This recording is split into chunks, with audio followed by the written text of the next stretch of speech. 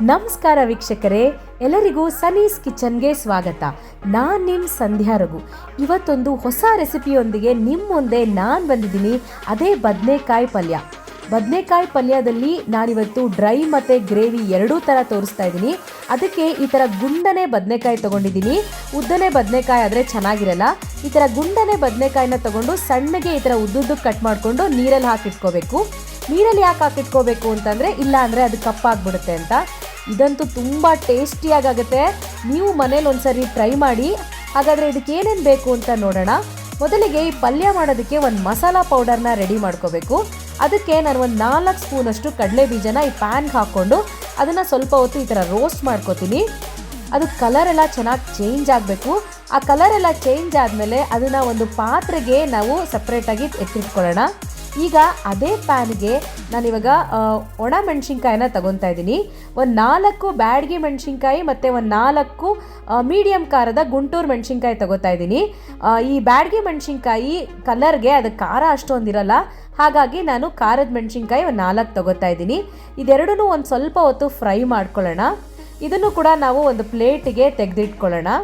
ಇದೆಲ್ಲ ಒಂದು ಸ್ವಲ್ಪ ಹೊತ್ತು ಕೂಲ್ ಆಗಬೇಕು. ಇದೆಲ್ಲ ಕೂಲ್ ಆದಮೇಲೆ ಒಂದು ಮಿಕ್ಸರ್ ಜಾರ್ಗೆ ನಾವೀಗ ಇದನ್ನು ಹಾಕ್ಕೋಬೇಕಾಗತ್ತೆ.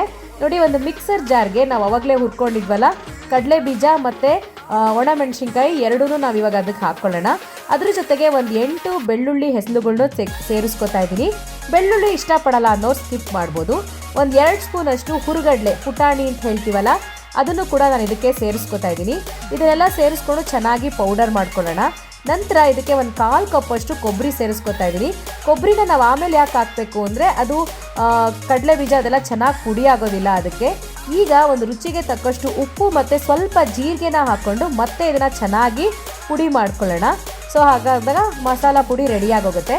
ಈಗ ಒಂದು ಪ್ಯಾನಿಗೆ ಒಂದು 3 ಸ್ಪೂನಷ್ಟು ಎಣ್ಣೆ ಹಾಕ್ಕೊಳ್ಳೋಣ. ಎಣ್ಣೆ ಎಲ್ಲ ಕಾದ ನಂತರ ಅದಕ್ಕೆ ಸ್ವಲ್ಪ ಸಾಸಿವೆ ಮತ್ತು ಜೀರಿಗೆನ ಸೇರಿಸ್ಕೊಳ್ಳೋಣ. ಅದೆರಡು ಸ್ವಲ್ಪ ಹೊತ್ತು ನಾವು ಫ್ರೈ ಮಾಡ್ಕೊಬೇಕು. ನಂತರ ಇದಕ್ಕೆ ಕರಿಬೇವಿನ ಸೊಪ್ಪನ್ನ ಹಾಕ್ಕೊಳ್ಳೋಣ. ಕರಿಬೇವಿನ ಸೊಪ್ಪು ಹಾಕ್ಕೊಳ್ಳೋದ್ರಿಂದ ಅದು ಫ್ಲೇವರು ಚೆನ್ನಾಗಿರುತ್ತೆ ಮತ್ತು ಟೇಸ್ಟ್ ಕೂಡ ತುಂಬ ಚೆನ್ನಾಗಿ ಬರುತ್ತೆ. ಹಾಗಾಗಿ ನಾವು ಅದನ್ನು ಹಾಕ್ಕೋತಾ ಇದ್ದೀವಿ. ನಂತರ ಒಂದು ದೊಡ್ಡ ಈರುಳ್ಳಿನ ಈ ಥರ ಸಣ್ಣದಾಗಿ ಕಟ್ ಮಾಡಿಕೊಂಡು ಅದನ್ನು ಕೂಡ ನಾನು ಪ್ಯಾನಿಗೆ ಸೇರಿಸ್ಕೊತಾ ಇದ್ದೀನಿ. ಇದನ್ನೆಲ್ಲ ಚೆನ್ನಾಗಿ ನಾವು ಸ್ವಲ್ಪ ಹೊತ್ತು ಫ್ರೈ ಮಾಡ್ಕೋಬೇಕು. ಅದು ಕಲರೆಲ್ಲ ಚೇಂಜ್ ಆಗಬೇಕು. ಅದೆಲ್ಲ ಗೋಲ್ಡನ್ ಬ್ರೌನ್ ಕಲರ್ ಬರೋವರೆಗೂ ನಾವು ಸ್ವಲ್ಪ ಹೊತ್ತು ಫ್ರೈ ಮಾಡ್ಕೋಬೇಕಾಗತ್ತೆ. ಈ ಸಮಯದಲ್ಲಿ ಒಂದು ಸ್ವಲ್ಪ ಉಪ್ಪು ಹಾಕ್ಕೊಂಡು ಫ್ರೈ ಮಾಡಿದ್ರೆ ಅದು ಬೇಗ ಕಲರ್ ಚೇಂಜ್ ಆಗುತ್ತೆ. ನಂತರ ಇದಕ್ಕೆ ನಾವು ಆವಾಗಲೇ ಉದ್ದುದ್ದಕ್ಕೆ ಕಟ್ ಮಾಡ್ಕೊಂಡು ನೀರಲ್ಲಿ ಇಟ್ಕೊಂಡಿದ್ವಲ್ಲ ಆ ಬದನೆಕಾಯಿನ ಇವಾಗ ನಾವು ಅದನ್ನು ಬಾಣಲಿಗೆ ಹಾಕ್ಕೋಬೇಕಾಗತ್ತೆ.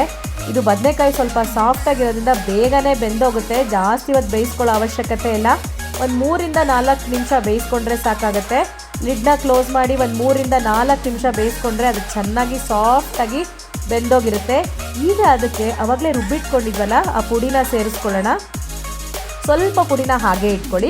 ಸೊ ಆ ಪುಡಿನ ಸೇರಿಸ್ಕೊಂಡು ಚೆನ್ನಾಗಿ ಮಿಕ್ಸ್ ಮಾಡಿಕೊಂಡು ಕೊನೆಗೆ ಕೊತ್ತಂಬರಿ ಸೊಪ್ಪು ಹಾಕ್ಕೊಂಡ್ರೆ ಡ್ರೈ ಬದನೆಕಾಯಿ ಪಲ್ಯ ನಿಮ್ಮ ಮುಂದೆ ರೆಡಿಯಾಗೋಗ್ಬಿಡುತ್ತೆ. ಅದೇ ಬೇಯಿಸಿರೋ ಅಂಥ ಬದನೆಕಾಯಿನ ಒಂದು ಸ್ವಲ್ಪ ತೊಗೊಂಡು ಒಂದು ಚಿಕ್ಕ ಬಾಣಲಿಗೆ ಹಾಕ್ಕೊಂಡು ಸ್ವಲ್ಪ ಪುಡಿ ಉಳಿಸಿಟ್ಕೊಳ್ಳಿ ಅಂತ ಹೇಳಿದ್ನಲ್ಲ, ಅದಕ್ಕೆ ಸ್ವಲ್ಪ ನೀರು ಹಾಕ್ಕೊಂಡು ಅದಕ್ಕೆ ಸೇರಿಸ್ಕೊಂಡು ಸ್ವಲ್ಪ ಬಿಸಿ ಮಾಡಿಕೊಂಡ್ರೆ ಸೊ ಬದನೆಕಾಯಿ ಗ್ರೇವಿ ಕೂಡ ರೆಡಿ ಆಗೋಗ್ಬಿಡುತ್ತೆ. ಕೆಲವ್ರಿಗೆ ಡ್ರೈ ಇಷ್ಟ ಆಗುತ್ತೆ, ಇನ್ನು ಕೆಲವ್ರಿಗೆ ಗ್ರೇವಿ ಥರ ಇಷ್ಟ ಆಗೋಗುತ್ತೆ. ಸೊ ಯಾರಿಗೇನು ಬೇಕೋ ಅದು 10 ನಿಮಿಷದಲ್ಲಿ ರೆಡಿ ಆಗೋಗುತ್ತೆ. ಮತ್ತು ಇದು ತುಂಬ ಟೇಸ್ಟಿಯಾಗೂ ಆಗುತ್ತೆ ಮತ್ತು ಆರೋಗ್ಯಕ್ಕೆ ಕೂಡ ಇದು ಒಳ್ಳೆಯದು. ಸೊ ನೀವು ಇದನ್ನು ಟ್ರೈ ಮಾಡಿ ಹೇಗೆ ಬಂತು ಅಂತ ನಮಗೆ ಕಾಮೆಂಟ್ ಬಾಕ್ಸಲ್ಲಿ ತಿಳಿಸಿ.